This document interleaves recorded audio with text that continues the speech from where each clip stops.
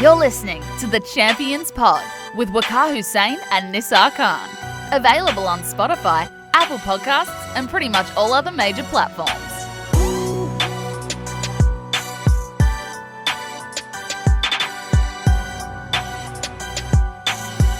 And we're back after, it's been like 5 months, hasn't it? Felt like 5 years though. We're finally back with another episode of the Champions Pod, episode 3. Welcome back, thanks very much for joining in. And we've got quite a bit to talk about today. Obviously there's been a lot of sport, thankfully, going on since we had a little break. And we've got the new Premier League season coming up as well, so we've got that to look forward to as well. But yeah, Nisar, how have you been doing and how have you enjoyed the comeback of sports? It's been great actually. I don't know how I coped for... How long were we without sport for? It's been 3-4 months And, at least. But then things got back on track and, the world's slowly getting back to normality, with or without face masks, with or without social distancing. And yeah, we're here, we made it. Thankfully, I've not been too affected by COVID. I've actually enjoyed it. Knock on wood that I still enjoy the rest of this ride. Yeah. So yeah, it's been good. Yeah, and we'll be talking a little bit later on in the podcast about which sports have dealt really well with the coronavirus pandemic and which sports haven't done so well. But first of all, we're going to be looking forward, jumping straight into it with our Premier League predictions for the upcoming season. We're just going to be going off the dome. We haven't done any in-depth research or anything, just our gut feeling for this one really. So, first of all, is there any big talking points you want to approach or... Well, the one thing that will change the whole complexion of the season is if the Messi deal happens. So I think I'm not really sure what's going to happen. If Man City get Messi, are they title favourites? I'd say so, but I think there's still a long way to go before we even get to that point. He's handed in a transfer request, but his release clause is something crazy, like 700 million. And La Liga have even backed the club, saying that he can't leave for free. So I don't think it's as easy as it seems. And even if it is, then there's only a handful of clubs that can really afford him, aren't there? So it's nowhere near done, is I guess what we're trying to say. But I am predicting another Liverpool City title race, and this time, I hate to say it, but I think City will come on top. Right, okay, do you want to start with the top 6 talk? Or I was thinking let's start with the relegation and build up to it, but... That's top 6, okay. Man City, Go Man City, Liverpool, okay. Chelsea, Man United, Arsenal, and then Tottenham. So you think it'll be the same, like the big six, established the big six, yeah. Back to normality now. Right, okay. Not Leeds, not Sheffield, not Wolves, no.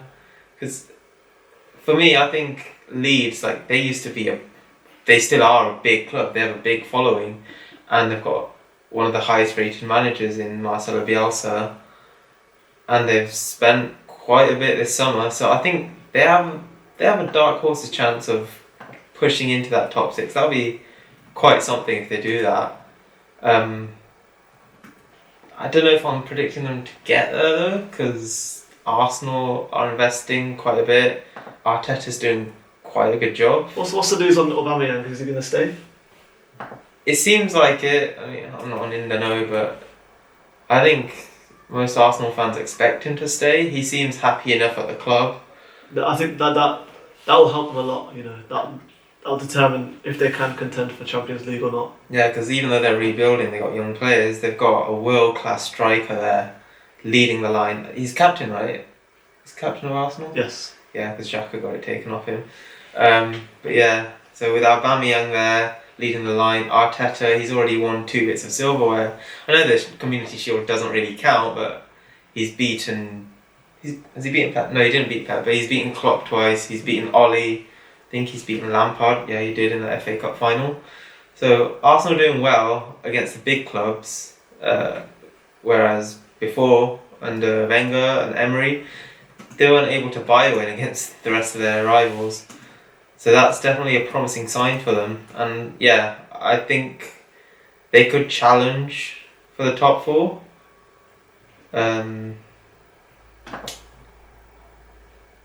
Yeah, they'll definitely be in the top 6, I think, ahead of Just to put some respect on Leicester's name, I think they'll come 7th. Oh, I forgot about Leicester. To be fair. But who did they sell? They sold Chilwell. Oh, actually, yeah, they sold Chilwell. They might sell James Maddison. But their core is still there. Jamie Vardy's still there. Schmeichel in goal. Soyuncu at the back. They got a good team. Brendan Do you Rodgers. think they overperformed last year? Yeah, it's a typical Brendan Rodgers really. They had a flying start, but I think they were relegation form actually at the end of the season. Got getting dragged back down to reality, basically. Yeah, I'm not expecting them to get top 6 again, but yeah, they should be top 10 comfortably, along with Everton, The usual. Spurs, Everton. I'd say Leeds. I don't know. I just got a feeling about Leeds for some reason. Yeah, you have. And yeah, I don't know. That'll be the top 9 probably. But yeah, in terms of my top 6, I'll go Spurs in 6th, even though they were Champions League finalists just last year, but they don't excite me for some reason. And should we quickly discuss that infamous clip that's making the rounds on Twitter? Oh, Mourinho. So, if it is acting, that surely didn't make the cut on Amazon Prime. They did not. Yeah, I think it did. So you think they actually acted that out just for Amazon Prime? Yeah. But does that Make people watch. That's what it's all about. Making money. that undermines the integrity of the whole thing? If they're making it dramatic, they're making Mourinho, who doesn't really need any drama around him, to act like that and just say F off to the TV just to get a few likes on Twitter. Yeah, I don't really like it. It's really. probably just to like amplify his character. Like, we know what he's like, but it's probably just add a bit of character to the show. There was none of that acting in probably the best sports documentary ever, The Last Dance with Michael Jordan. I only watched one episode of that.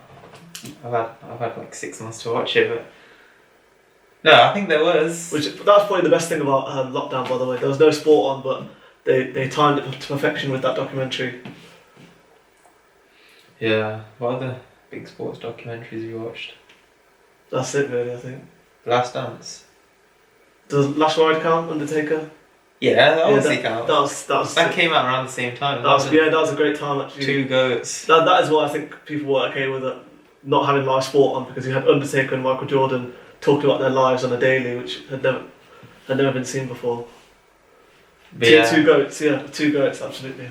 Yeah, this Spurs documentary, I think there's definitely going to be elements in there that are staged. I think there's only 1 episode out. I think it's an episode a week. But yeah, even though it's called Fly on the Wall, they must have had some direction on like what to do and what to say at certain points. But yeah, Well, I'll have to give it a watch. go with Spurs in 6th, just because I don't know, they don't seem. I can't see them being more exciting or as explosive as the other teams. If that makes sense. Even though they have some great players and a great manager and they have their core. They lost Will Mourinho make it to the end of the season? Yeah, I think he'll do fine at Spurs. Like, if he leaves, it'll just be end of contract or something like that. But yeah, he's not going to overperform with them though, or take them into like anything crazy. I think he's just chilling now. He got a massive payout from United, I think, so might as well. But yeah, go with Spurs in 6th. Then it's between Arsenal and United for 5th for me. At this moment, I'm thinking Arsenal, but for 4th. But the thing about this season is the transfer window ends 1 month into the season, which we haven't seen for a few years. So we've got to make our predictions now before the season starts in a week's time. And a lot will change. Yeah, United have just signed Donny van der Beek from Ajax, adding another attacking central midfielder, but he can be attacking as well. Yeah, I think United have a good. They'll definitely be in the top 4. They could give the other teams a push. You think so?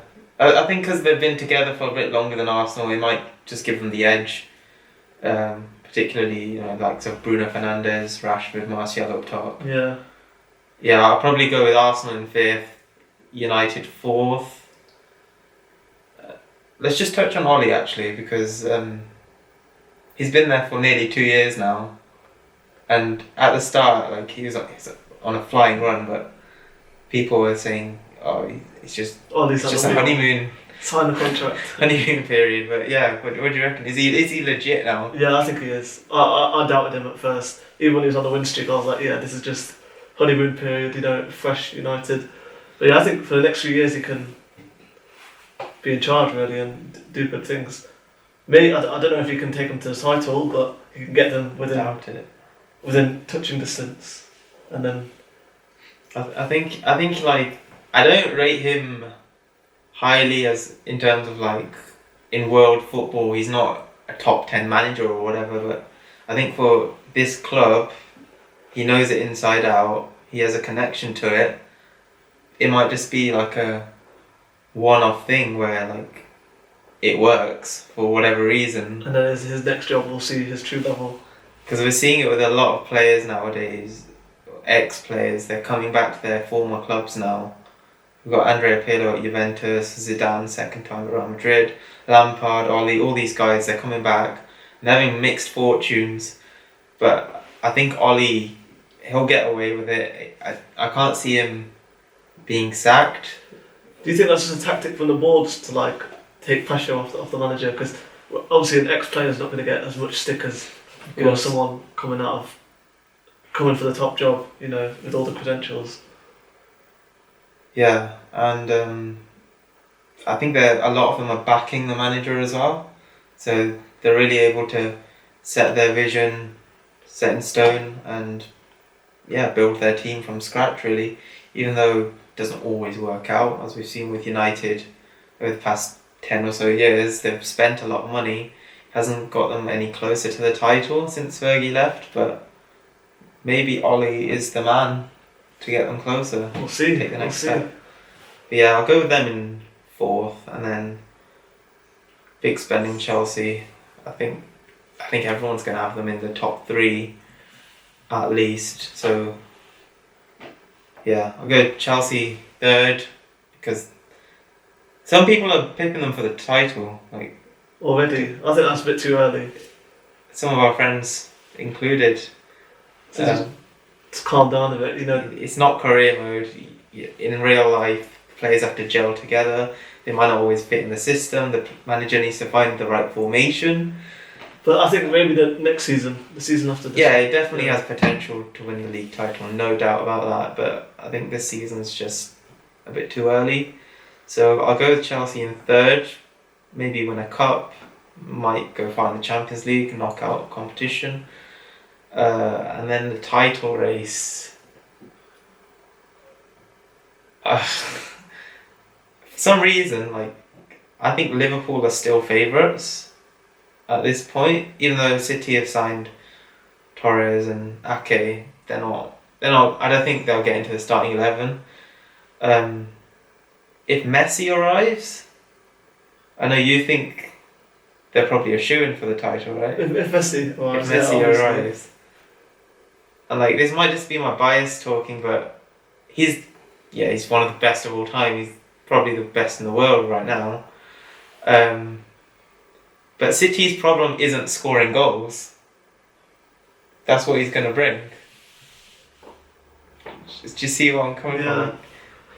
But still, they could still smash teams, outscore them. Even if it gets a bit messy, like Liverpool in 2013-14, when they'd concede 2 or 3, they'd still outscore them.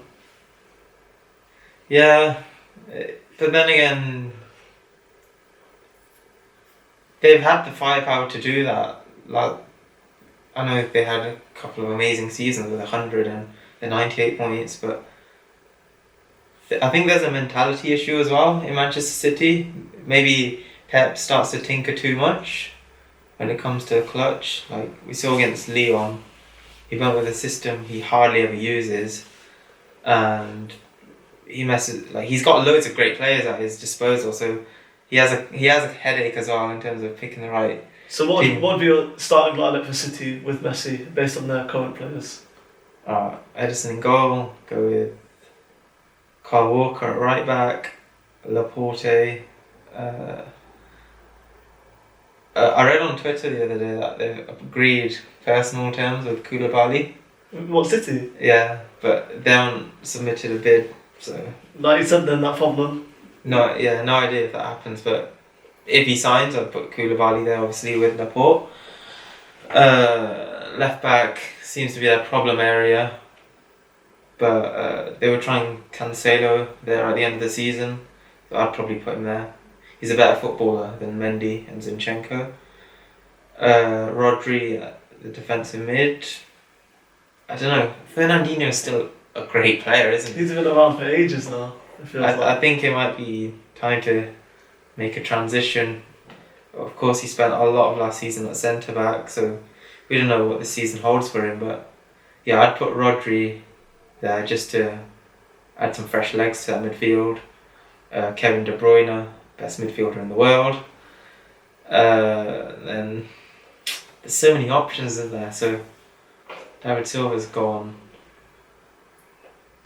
I'd put Foden just to bed him in. Yeah. Like, they've got a great spine anyway. They've got a world-class team. I think you can get away with a youngster here or there. So I'd probably put Foden and De Bruyne with Rodri.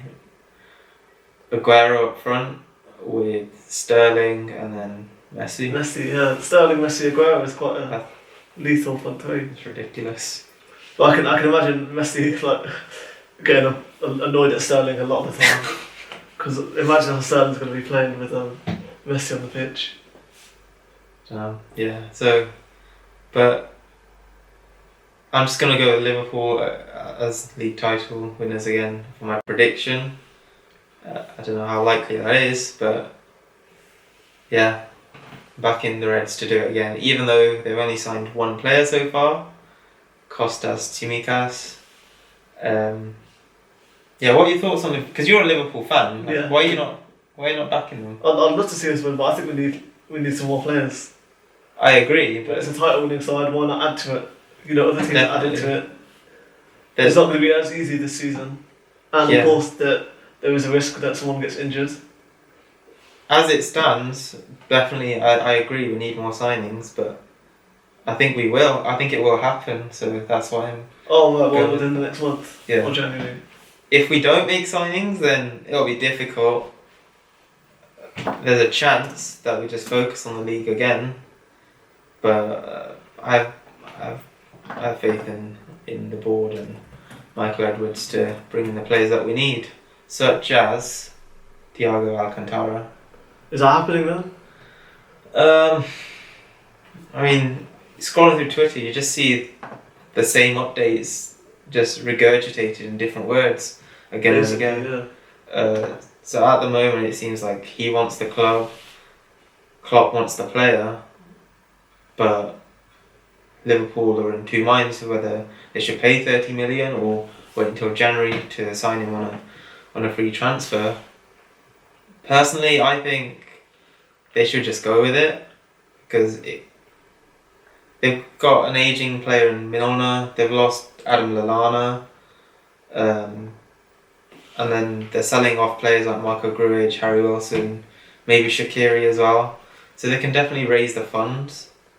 And he adds another aspect to their game because last year a lot of the play was centred around the fullbacks just pushing on and swinging crosses in, and sometimes long balls from the centre backs. Thiago would be he would add a bit of dynamism to the midfield because not only is he a silky dribbler, he's got great passing ability and he can break down the play of the opposition. So at times if Fabinho needs a rest, he can push into that sixth position. And yeah, I think for a lot of years people have said our midfield needs a world-class name because we've got a strong spine of Alisson, Van Dijk. Okay, we do have Fabinho, but another name in that midfield, a world-class name. And I know that the game's not just played on paper, so it might not work out, but I feel pretty confident that What's that? it's the phone. Yeah, we just had a slight interruption there. Obviously I'm filming at home and the landline rang. People still talk on the phone apparently these days. But yeah, where was I? I was talking about Thiago, wasn't I? Yeah. Yeah. Hopefully it happens. I think some people are talking about Gini Wijnaldum. He's obviously been eyed by the new Barcelona boss, Ronald Koeman. So he could be going out while Thiago comes in. If that happens, then it adds a bit of risk, I think, to Liverpool's title bid, because Wijnaldum, he's been such an integral part of their rise, and Thiago might need some time to adapt to the Premier League. I don't want to lose Wijnaldum. I don't want to lose him either. Have you seen people, they just reply to his Twitter and Instagram with like, get out my club, all this stuff. Why? Because like they're so desperate for transfers, they think if he leaves then Thiago's definitely going to come in.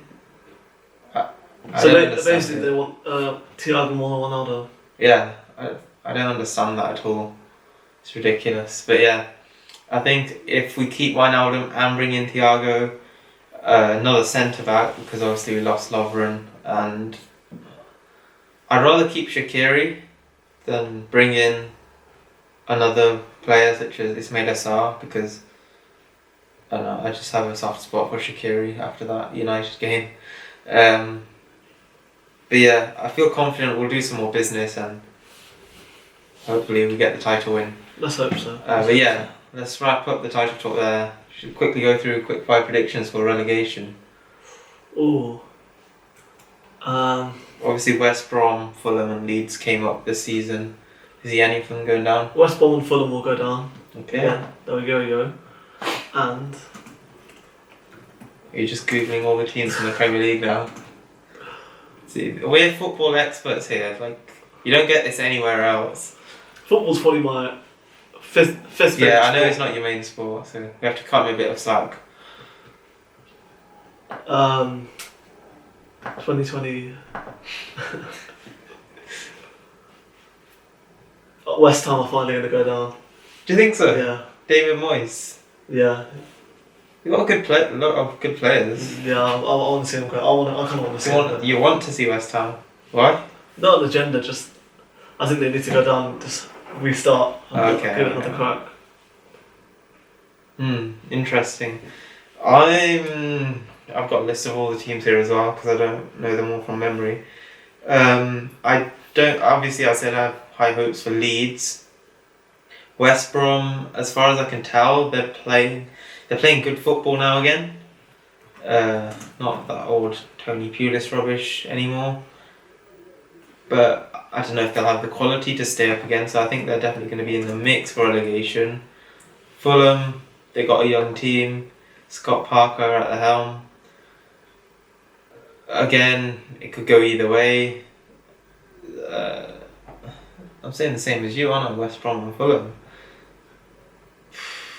I think Newcastle may be in danger. I hate to say it, I'm going to say... No, I'm not actually. I'm keeping faith in Newcastle.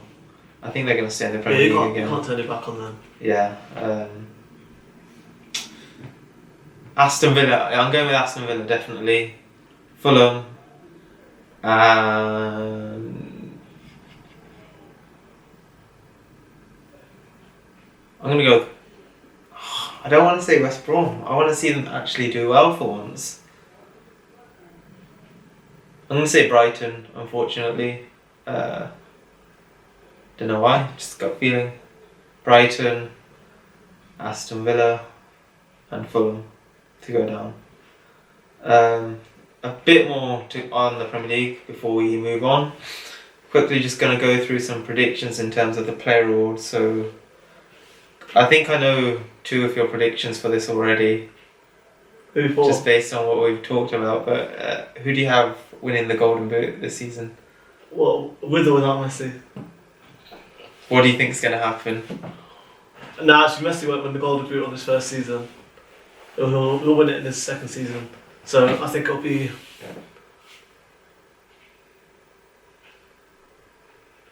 We had Vardy win it last year. We've got Aubameyang, he's always up there.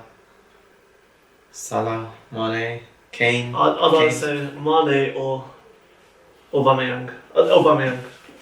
I think that's a fair shout, Aubameyang. Because he's going to be the main goal scorer for Arsenal. Arsenal will have a good season. He doesn't play out and out up front though anymore, so... But yeah, I think he's still the designated goal getter for the Gunners. I think that's a fair shout. I'm gonna shout out. Has Mourinho ever had a golden boot striker in his team? I think he had Drogba. Drogba won it. Yeah, when he was at Chelsea. Because I'm thinking Harry Kane. He won like 2 in a row before. He was injured last season, so he wasn't in the mix. But or Aguero. But then there's Pep's rotation. I think I'm gonna go with Mohamed Salah again for the 3rd time in 4 years. I don't know why, just a gut feeling. Let's move on. Young Player of the Year? Young Player of the Year. Is Trent still eligible for it? I think they're 21, yeah. Yeah, you have to be 23 when the season starts. Oh, right, easy. Yeah, it's got to be Trent then, hasn't it? I'd say Foden. Well, Foden, ahead of Trent. Yeah. Because I think if City win the title, then Foden, like you said, they play Foden. Okay, if he gets the game time, yeah, he could be in there. But yeah, Trent's obviously the favourite again. Yeah. And what about normal Player of the Year? We don't know who won it this year, obviously. Well, Premier League Player of the Year was... They not give it out? They didn't do the PFA awards, but... Who won the one with the box? The Premier League award was Kevin De Bruyne, but the Football Writers was Henderson. I think it could be De Bruyne again. Do you think so? It's been a while since we had a player win it 2 years in a row. I think Ronaldo was the last one. Yeah, I'll go to De Bruyne again. Okay, fair. I'm thinking Aubameyang, even though I didn't say he'd win the Golden Boot. I think like just his overall effect on that Arsenal team, if they have a good season, he could be in with a shout. And then obviously another shout could be Messi. We'll see. If he comes like Messi, I think he'd be the favourite obviously if he came. Do I think it'll happen though? I'm doubtful, so I'm gonna go safe with that. Yeah, I'll put my prediction here. I think the Messi transfer, wherever he goes, will happen next season. I think in a year's time. I think they'll make peace for a season, or they'll tell him right, this is too big a transfer to happen, within a few weeks. This will be something that need to be drawn up for ages. There's a lot of legal things to sort out. So I think they'll get it ready. It'll be similar to when Neymar went to Barcelona. The transfers that are going to happen, they're done. Okay. At the end of the season, he's gone. It will also allow Messi to have like a farewell at the Camp Nou and stuff, because he doesn't. No one wants him to go out like this, just like not turning up to training and stuff.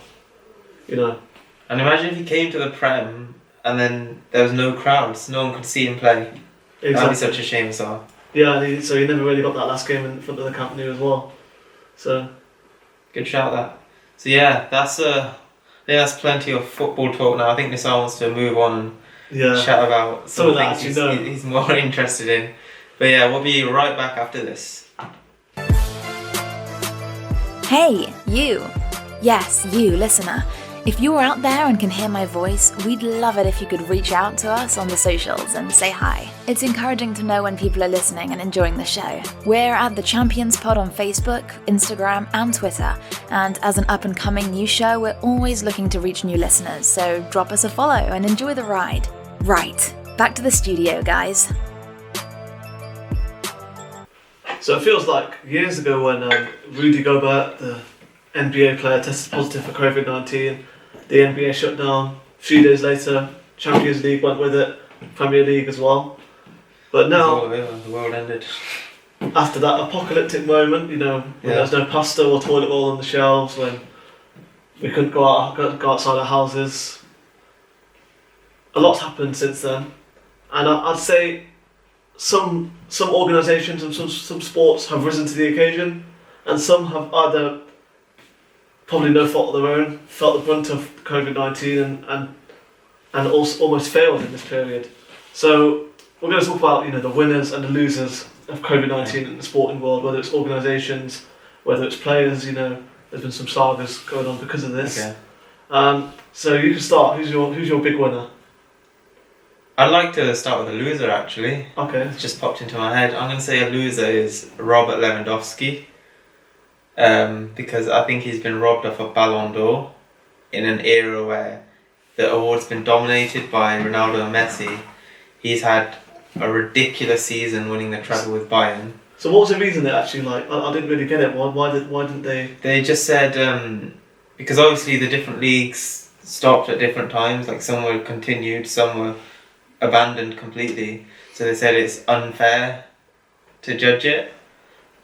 But still, he did get a Champions League medal, and he got a lot of TikTok views. But yeah, that's not. Let's not get into TikTok. Yeah, that's not. But yeah, that's one loser for me, Robert Lewandowski. Alright, the big winner for me, of course, has got to be the UFC.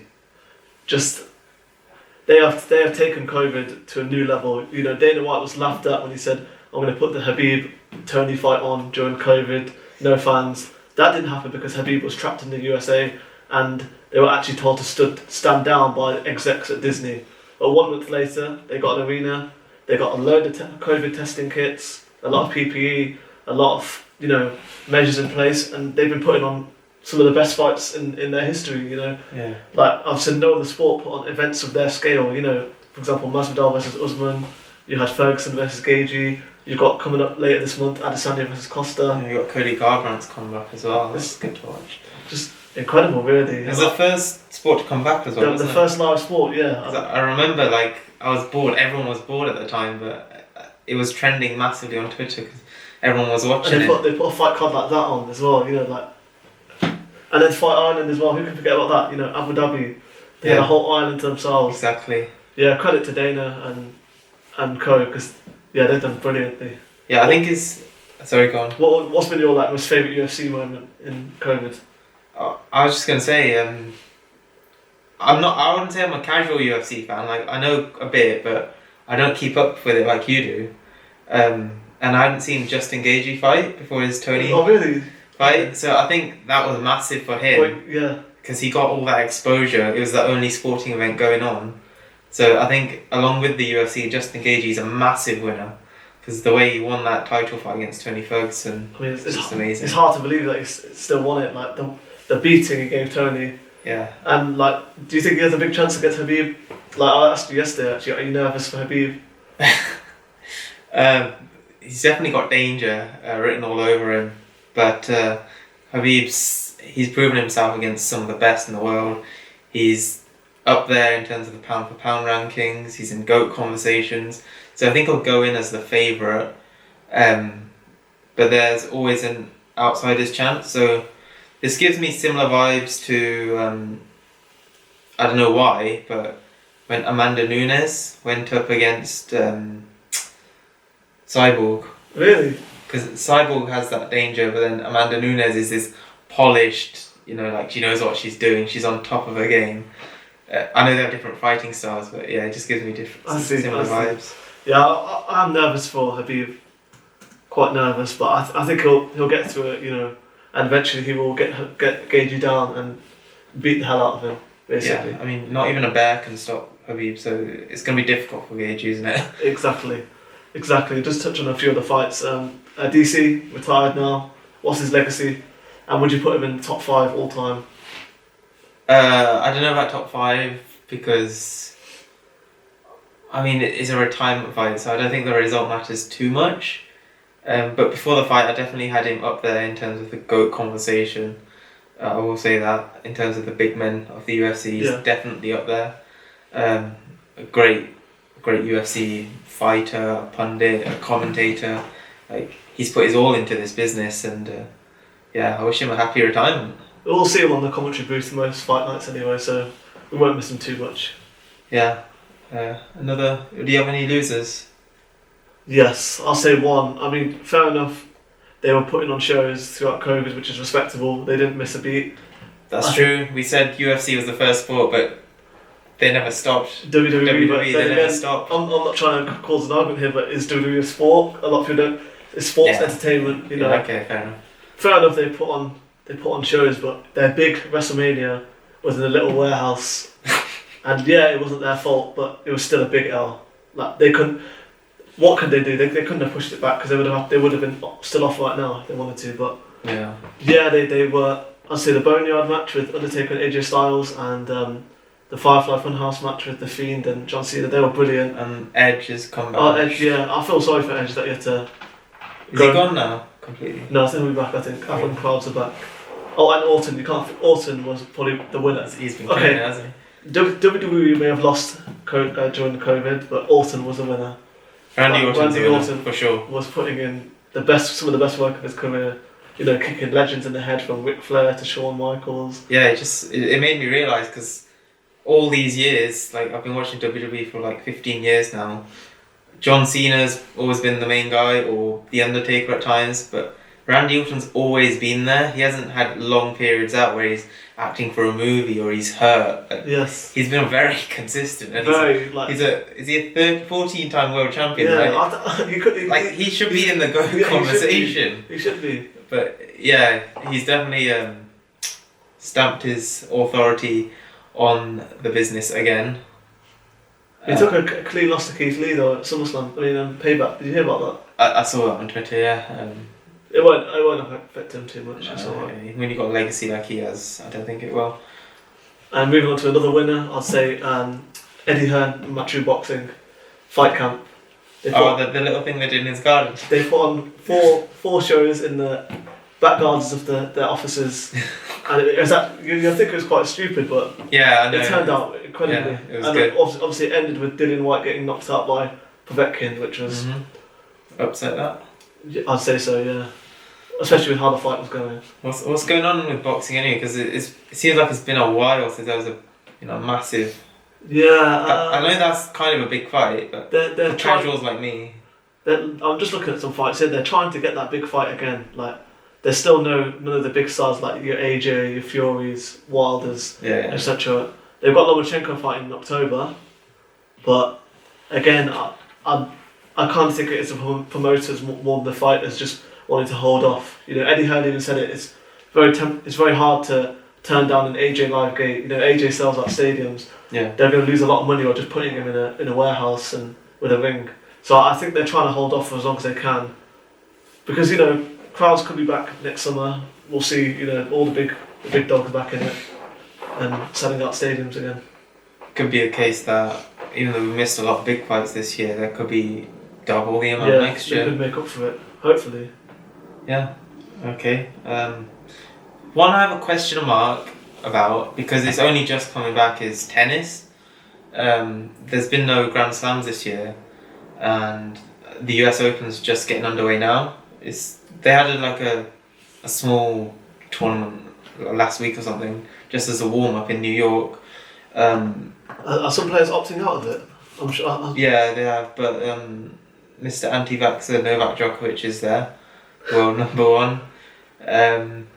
Yeah, I'm just a bit curious because tennis is a sport where they can't have it all in one building. They have a world tour. They have to move country to country, so I don't know how that's going to work. I suppose something similar is Formula One. I'm just trying to look through the first round of. Any big upsets? I don't think so. Federer's not playing. Nadal's not playing. Yesterday. Well, Federer and Nadal not playing? No, I think they're out with injury. And Andy Murray? Andy Murray's making his comeback after 20 months. Good luck to him. That's a good documentary you need to watch. Resurfacing by Andy Murray. Is that on Amazon Prime? Yeah. I think I saw a bit of that. We did talk about sports documentaries earlier, but two came into my head. That one and F1 Drive to Survive. And outstanding. There's a test match one as well. It follows Australia. Oh, yeah. I think it's called Test. Yeah, that's on Amazon, isn't it? That looks good as well. I've seen clips on YouTube. Yeah. Who needs Netflix shows when you've got sports documentaries? Don't even get time for Netflix either. But yeah, so tennis, what do you reckon? Because they have to move country to country. Formula One has it, but... After what have they been doing? Formula One have been doing a few, and they did 3 in the same country and then moved on. So they did 2 in Austria, I think, and then they had a couple at Silverstone. One was for the 70th anniversary or 75th anniversary. And they're adding more races as time goes on. They're just adding things on to the end of the calendar. Hamilton's on fire right now. I can't stand him. Can I stand him? Why not? I know. Well, because he always wins. There's a bit of that. Like He's my a favourite wonderful driver is Vettel, so obviously I'm not gonna like Hamilton too much. But yeah, it's a bit upsetting to see how Vettel. I do think Hamilton's getting a lot of unnecessary hate though. For he's standing up for racial injustice. Oh yeah. Like, and his Black Lives Matter campaign. But you see on Twitter, people are just calling him a leech. What, for speaking out? That's not jumping onto a trend. That's being a human and speaking out. And I suppose definitely. we can touch on that a bit later on about the measures, like we saw the strikes a few days ago. Actually, strikes. Now that you mention it, what do you make of the NBA's comeback? Okay, here's what I said. A lot of people were wondering, why are they taking the game, like not playing games? This is pointless. This won't do anything. But if you look at the players' perspective, they're locked in a bubble. They can't leave that bubble, so they can't go to any protests or do anything else outside of Orlando Resort. So the only action they could take, which would be significant, was to not play games, and that would put the attention on what happened That's to Jacob a big Blake. thing to do, isn't it? Yeah. I thought it was respectable what they did. Yeah. I was really pleased with the NBA players because they've already got Black Lives Matter. They've got things on their shirts, names and phrases on their shirts, and that still happened. So they need to do something more extreme, and there you go. They did it. Respect to them. They came back and they're going to finish out the season, but that strike, I thought that was powerful. That was really powerful. Yeah, I think it's like certain players. I know all players obviously are invested in the movement, but players like Chris Paul, who's the president of the Players Association, LeBron James, he's a big leader in the league. I think it's just going to drive them to enhance their performances even more on the court.